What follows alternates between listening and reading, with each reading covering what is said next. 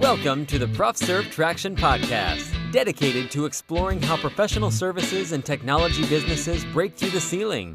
Here's your host, Steve Preda. So welcome, dear listeners. This is the ProfServ Traction Podcast. My name is Steve Preda, and I have with me here today Kelly Harry, who is a customer experience speaker, consultant, author, and coach.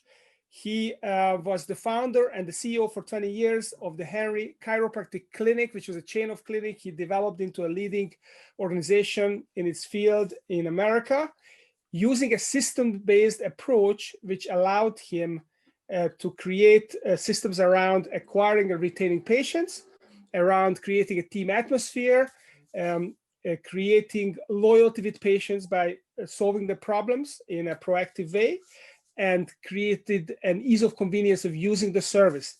He described his processes in his book titled Define and Deliver Exceptional Customer Service. So without further ado, welcome to the show, Kelly. Thank you very much, Steve. I really appreciate it. Great to have you. Great to have you here.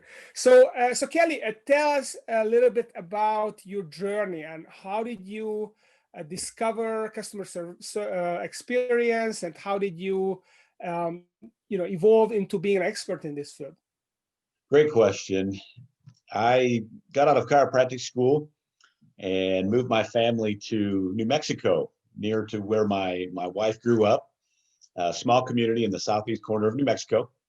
And I was fortunate enough to buy a practice from a retiring chiropractor. So that was great. Anyways, we get to this particular town, and it, again, small community, had a lot of businesses that had been established and been there for many, many years. And it became very apparent that a lot of these businesses didn't have, they just didn't provide very good customer service, just to be honest with you. Right. Their philosophy was more, they could flip on the lights, open the doors, and, they had business. You had to do business with them because there was no competition. And so it didn't take me very long to figure that out. And I really could not stand the way that they were making me feel, that, at times unwelcomed, not important, like I was an inconvenience. And so I made a decision, again, very, very quickly, once I'd moved to this particular community, that my clinics would not be like that. We would value our patients. We would provide great customer service. And that ultimately is what started my path to where I'm at now. And it's just evolved. I've learned, I've grown, I've studied, I've implemented, I've failed on things, I've changed things to get me where I'm at now, to build my practices up for one thing, and then be able to do what I'm doing as far as consulting and coaching and helping businesses to thrive like my business was able to thrive because of the foundation of great customer service. So Kelly, what is the definition of exceptional customer service in your vocabulary?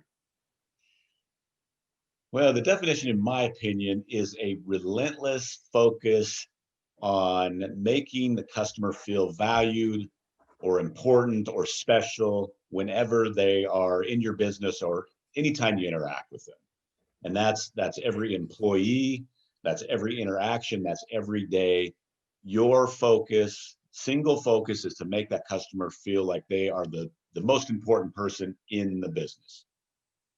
So how do you do that? Well, there's a lot of ways that fill in that piece there.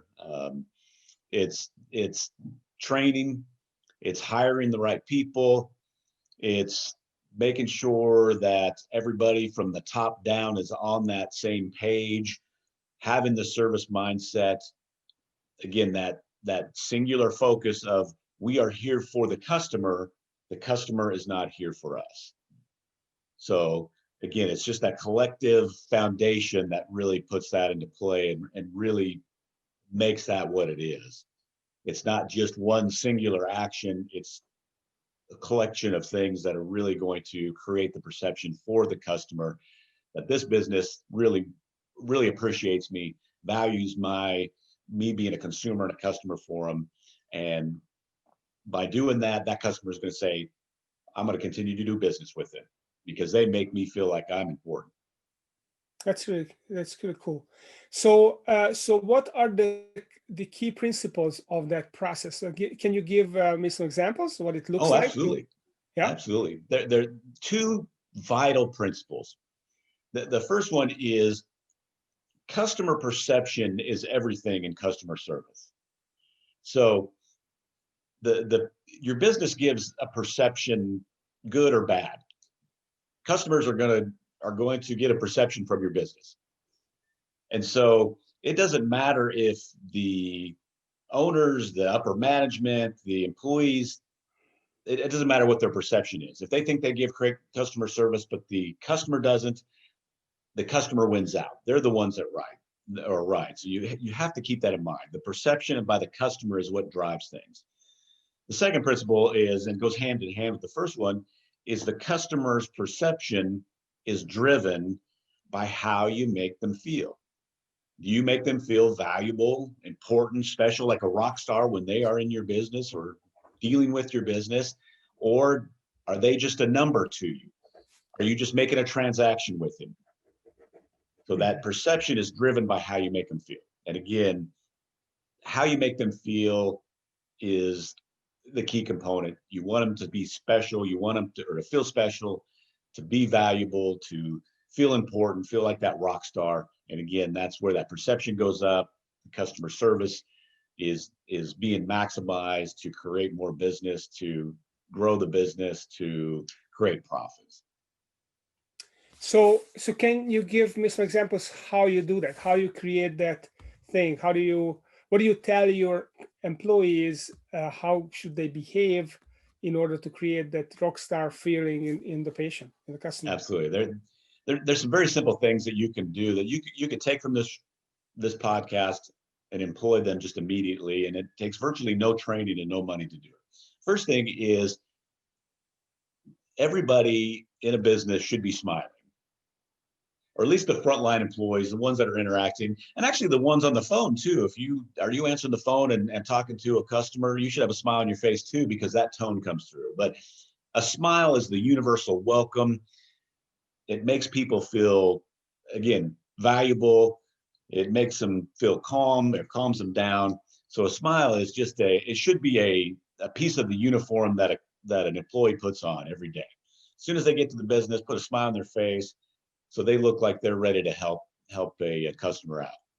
So that's an easy one. Just put a smile on your face. Okay, I'm trying to.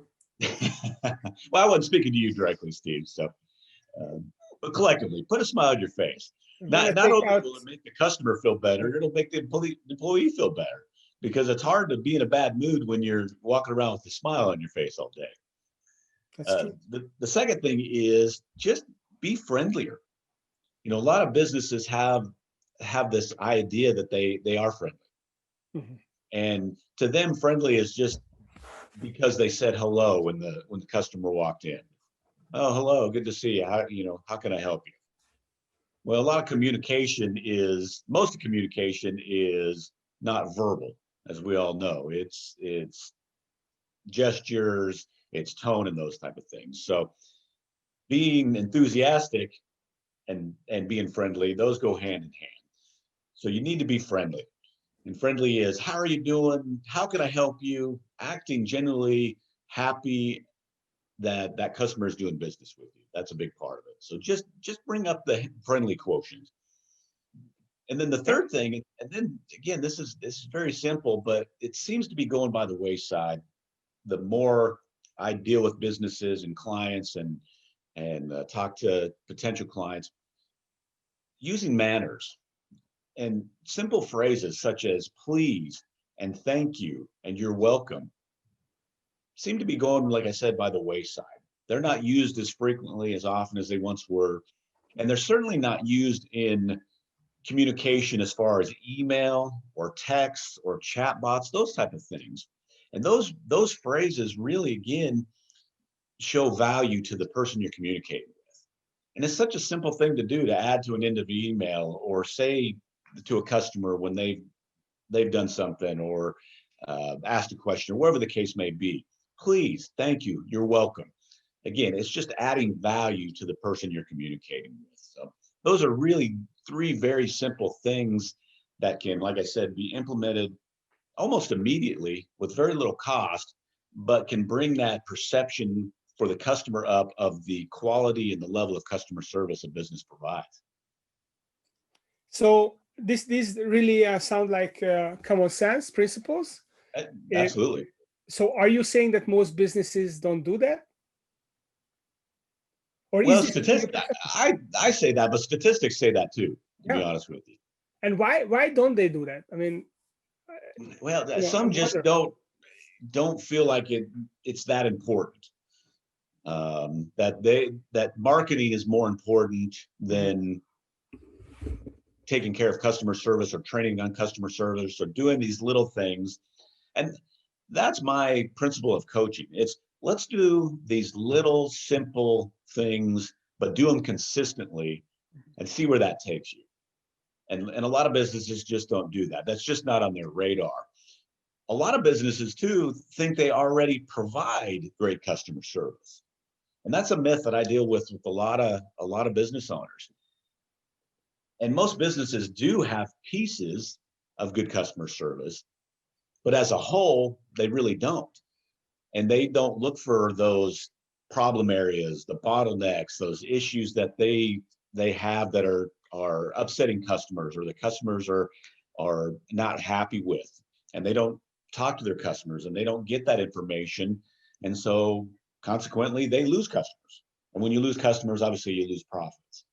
So those two things right there are a big piece of why, again, it's common sense, but there's some myths, there's some misunderstanding, there's some delusions there that businesses don't necessarily move forward with improving their customer service. So what do they misunderstand? What are those common misunderstandings that you feel like preventing businesses from? Well, like I said, a lot of businesses have the thought that they provide great customer service already. There's a famous, or I shouldn't say famous, but there's a study that was done by Bain and Company. Mm-hmm. And they surveyed almost 400 businesses in the United States, all kinds of businesses across the board. And when they surveyed these businesses, 80% of the businesses, their owners or managers said, yes, we provide superior customer service. When this Bain and Company went back and surveyed the customers of these same businesses, of this nearly 400 businesses, only 8% of the customers said that these companies provide superior customer service. So obviously that's a big gap. Going back to my principle there is the customer perception is everything. But some businesses just don't grasp onto that and don't look at that there's that huge gap in what the customer perceives that, hey, this is not the best customer service here.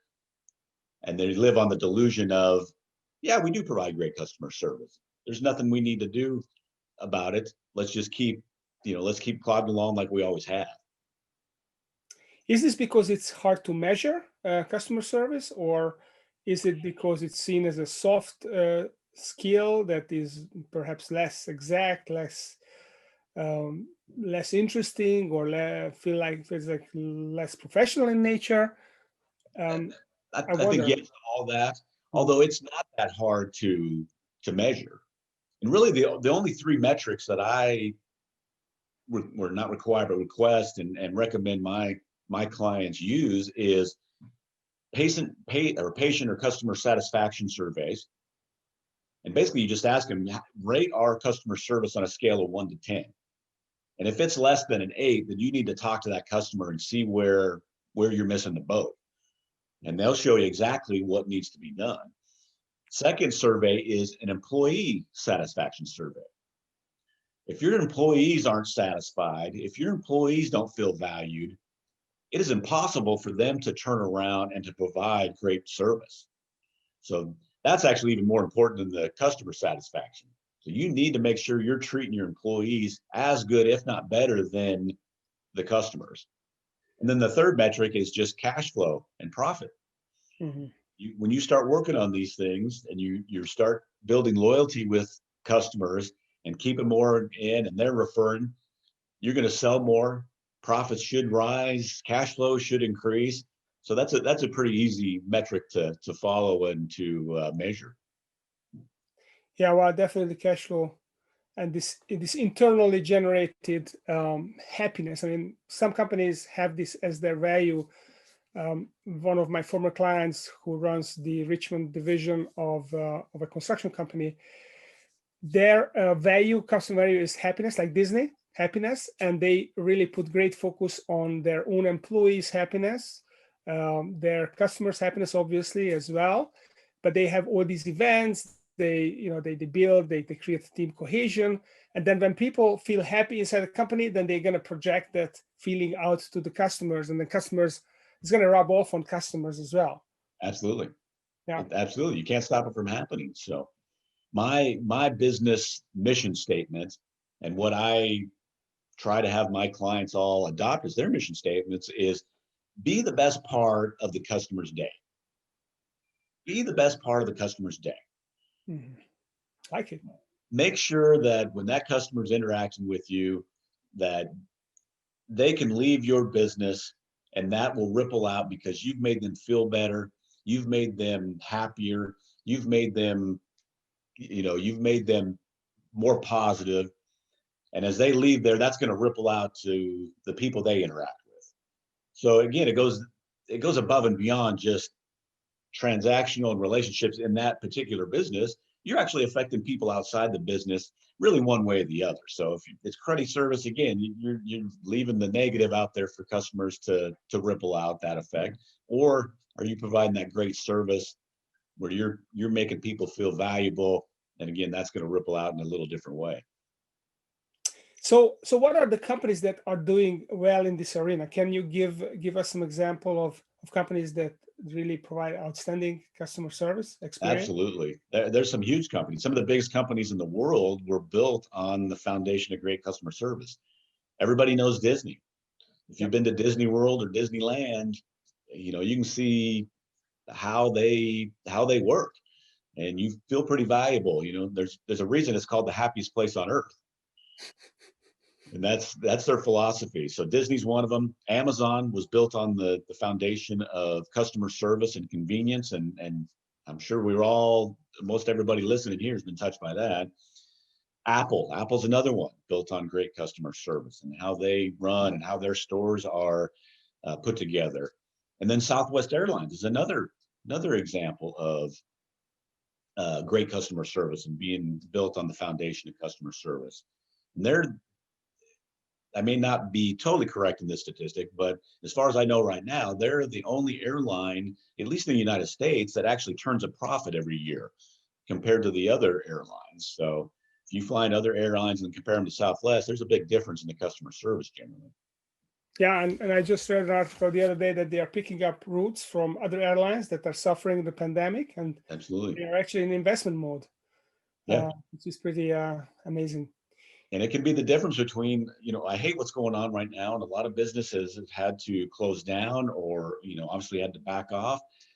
And in customer service and providing good customer service can be the difference between surviving and or thriving, not only now, but when things open back up. So it can be that powerful for a business. Mm-hmm. Yeah, that's definitely true. So, so what is a common mistake that you see that businesses commit when they are trying to improve their customer service? They use it or look at it as a new shiny object, mm-hmm. as kind of a flavor of the month club. Yeah, that sounds good. We should implement that. Let's put a couple of pieces in play and see what happens. When really it needs to be a foundation principle that needs to be there, needs to be trained on, needs to be worked on and taken care of on a daily basis to perpetuate forward. That's the key component. The other mistake I see is it doesn't come from the top down. Mm-hmm. The owners, the upper managers say, yeah, this is a great idea. Let's just train the staff. But the upper level really never grasps the idea, and it's got to come from the top down. So in my coaching and consulting, I want to train the trainers. So we want to work from the top down, make sure they're on top of things, make sure they have grasped the idea, make sure they're completely on board with the philosophy and the foundation, and then they in turn can train those below them, and again, really establish that foundation. Mhm. That's interesting. That's a very similar philosophy to what we are doing with EOS, the Entrepreneurial Operating System. You also have this idea that you don't want to enable companies, you want to kind of teach them how to fish, right? So you go to the Exactly. leadership team and make sure that they fully bought into the principles, that they have mastered the main concepts of the system. And then you help them, you basically coach them so that they can roll it out to the rest of the organization, but you don't actually do it yourself, because it means that they might just be enabled with this whole thing and they don't own it. And then the staff is obviously not going to follow them if they are not Exactly. living with themselves. And they're back to square one eventually, or very quickly. So, and that's ultimately what you don't want. So. Now you have a discredited concept. Exactly. Even worse. Yeah. So it sounds a little bit exhausting. So the way you explain it, that the leadership has to be fully involved and it has to be done constantly, and it requires a lot of training and coaching. So how can a company, a private business owner, wrap their minds around it? Okay, I take on this process. It's not going to be an overwhelming burden for me, and it's going to be somehow contained so that I can keep on top of it relatively practically. And that's a great question. Like I mentioned before, I take simple actions, simple ideas, simple principles that will create major results. So it does seem overwhelming, but it's really the simple stuff. And the main thing is to commit to consistency. That's really anything in life. If you're consistent with it, you're going to get better at it, is what it amounts to.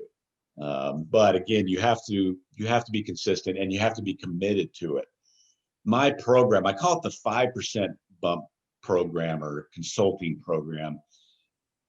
The 5% program, or the 5% principle, is based off a study from Harvard Business School. And what they did was they found that if you can increase customer retention just by 5%, all right, so just a 5% increase in customer retention can lead to 25 to 95% increase in profits. And so that's pretty powerful. So what I've done is I've looked at and studied what are the main things that a customer wants from business. And I've identified those. And so it's the 80-20 rule. So let's just focus on these 4 key areas that a business, if they'll improve them, will create the best and greatest impact, the 80% of the impact. And so that's where we can keep it from being so overwhelming. We can narrow it down, take these simple concepts, put them into play, and see some phenomenal results because of it. So what does your process look like? Do you have like a proven process that you can describe what the steps take and how a company goes from being mediocre in customer service, customer experience, to being in the top 10% in like your firm was? Do you have a process that you can describe what the company goes through and how long does it take and what does it look like? It really doesn't take that long. Most of my coaching or consulting is really only working 5 to 6 months with a business. And again, it's not implementing a ton of stuff. It's implementing simple concepts, philosophies, foundational principles, and then moving forward. What I do in my process is I audit a business when I'm hired, and we're going to look at their strengths and certain their weaknesses, mainly their weaknesses. And then we're going to prioritize those weaknesses and the areas that we can get the greatest results and the greatest impact. That's what we're going to focus on first. And then we'll just work down through that list. And then we can look at the business as a whole, where they can be, because each business is different. Each business is unique. So we can look at the unique aspects of a business and tweak and do some different things to add the wow factor to, again, create that extra added oomph to jump that perception up. But the main principle is, let's look at these areas that I've identified. Where are they weak at? Let's shore them up, so we can create the greatest benefit the quickest. So that's kind of implementing it. And then what about maintaining it? Do you have a process to maintain so that these companies don't fall back into bad behavior? I do. They can self-maintain, and there's a little bit of a process for that. Or you, like any good business, generally you keep a coach and you help maintain through that. So have somebody from the outside looking in, seeing where we're missing the boat, see where the numbers are dying off, seeing where certain things may be missed. And I in my chiropractic world, that's something that I valued. I'd go to a seminar, talk to my coach, every 6 months or every 3 months or so. And sure enough, I missed, I forgot this and this fell through the cracks. And I, stopped doing this for whatever reason. So come back in, talk about those areas. Let's shore those areas back up and keep moving forward. Yeah, that's definitely, you really have to focus on maintaining. It's not about just to implement, but you have to keep the cadence that they do this, and it becomes a habit. And even with habits, we can forget them, right? Sometimes. Exactly. Like I said, this piece falls through the crack and this piece falls through the crack, and you have to be reminded of it. What's exciting though is you start seeing the benefits, the increased profit, the increased retention, the increased referrals. That gets exciting, and that tends to make you want to continue to maintain it and keep the momentum going. So it's not so easy when you're not seeing the results, but when you see the results and you see what has happened, hey, we don't want to let this go. Let's continue to maintain it and do whatever we can to not only maintain it but continue to grow it. Yeah, absolutely. So Kelly, let's switch gears here, and let's take a bigger kind of a bird's eye view of your business that you built for 20 years. Can you tell us a little bit about some of the concepts that you used into growing this business? I sometimes call these management blueprints or business frameworks.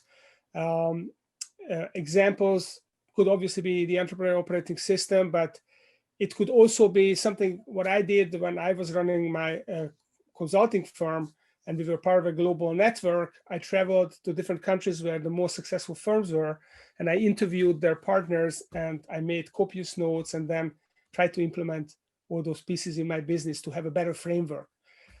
So I wonder, what is your experience and what was your approach to building your business? You just described it, actually. So the biggest principle is having the service mindset and the foundation of customer service. That was obviously a big piece, and we've already talked about it. But outside that, just like you mentioned for your business, I had many coaches and consultants that I worked with. And I started with one.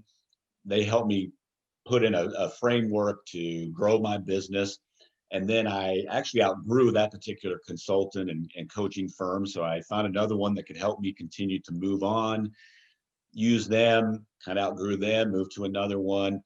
And then after using them for several years, collectively, I took the pieces that were more comfortable to me, the pieces that I really utilized the most, put together my own framework.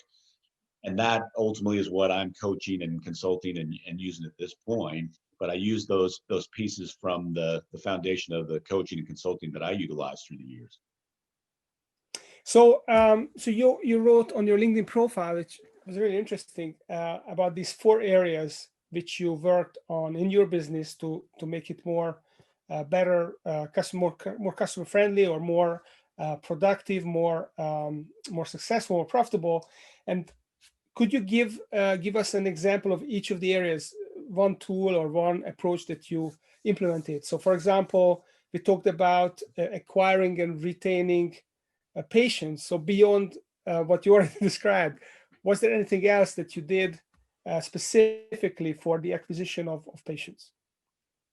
Well, the 4 areas are, and this is really the framework of my 5% bump program, but the 4 areas are developing and having a team atmosphere with your employees. We talked about that's the key component. That really has to be done. If that's not done, you can have minimal success with implementing some of the customer service principles, but it will not be near as effective. So that's got to be job number one.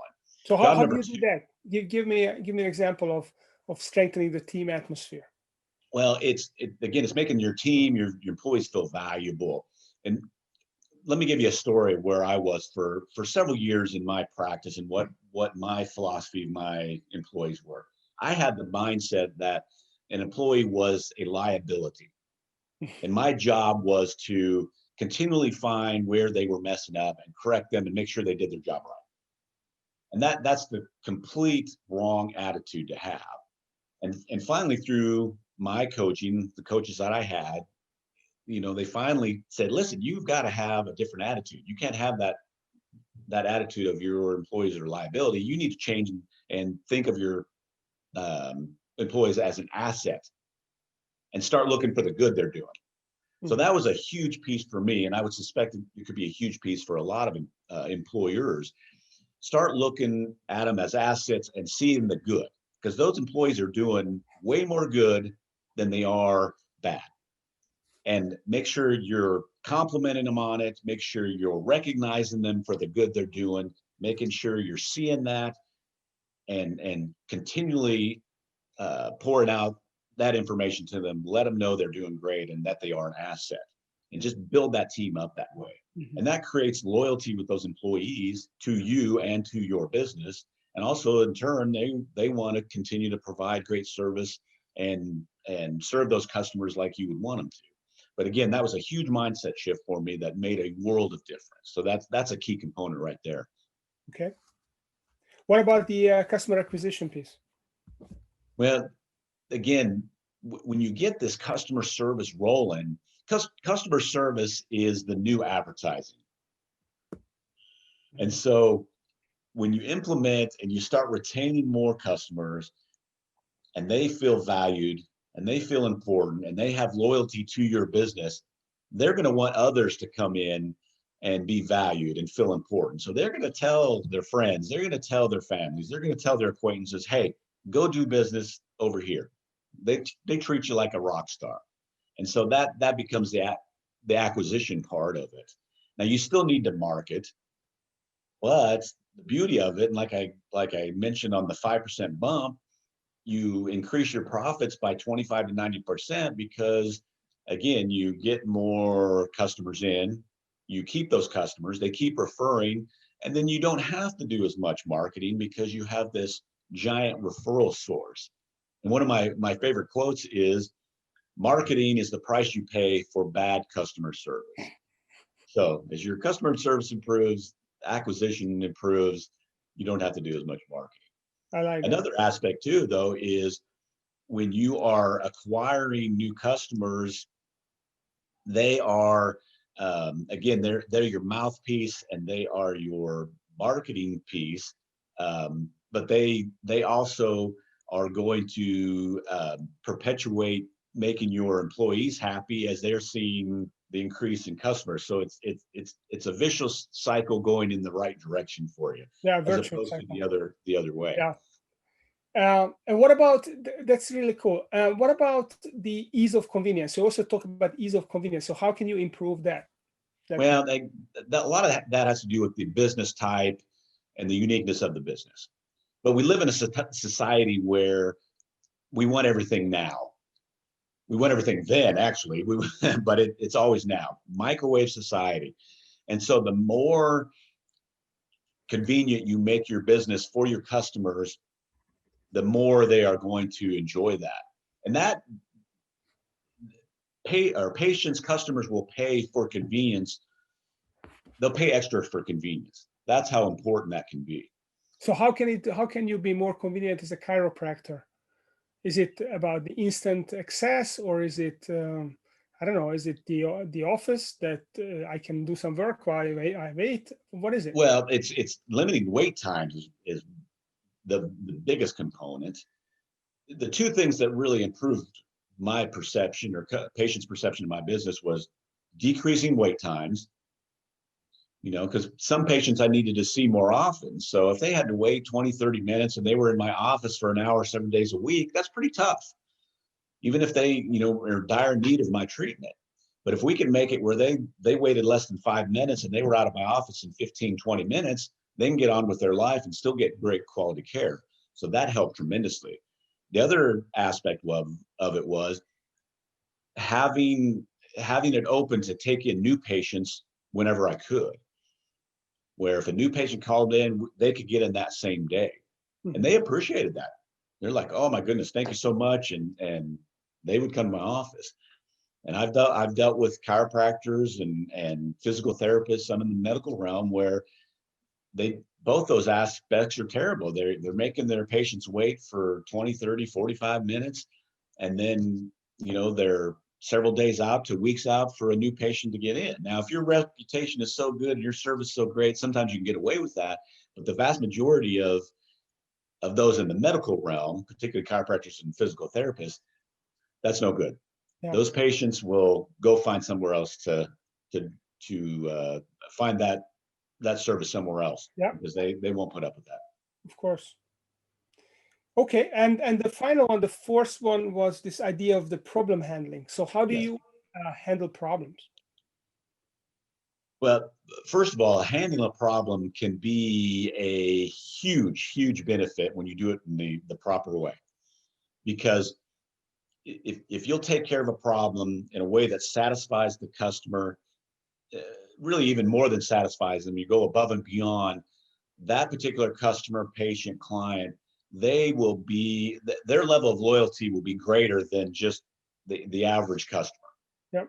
So if you do that right, again, those are your next level customers. Those are the ones that are really going to tell their friends and family and be a huge advocate for a business. So that's why it's important. Now, I'm not saying you should purposely cause problems so you can, take care of the problem in the right way. That's not what don't do that. But have a formula in place so you can take care of it in a way that, you're gonna make these people, these patients, these clients, these customers really happy.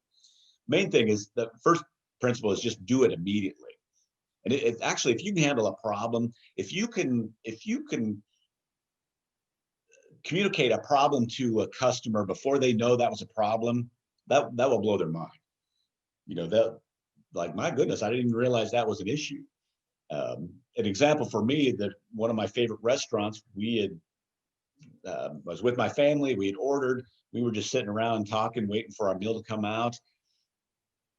All of a sudden the manager shows up. She says, hey, listen, you ordered over 20 minutes ago. Our rule here in this business, in this restaurant, is if your food's not on your table in 20 minutes or less, you get 2 desserts for free.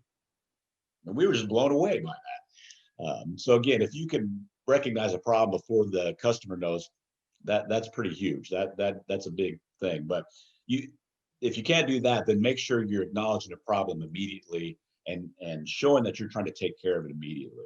That's the biggest component, because you can go through the other pieces, but if the customer doesn't perceive you're trying to take care of this problem as quickly as possible, then you might as well quit, because they're out.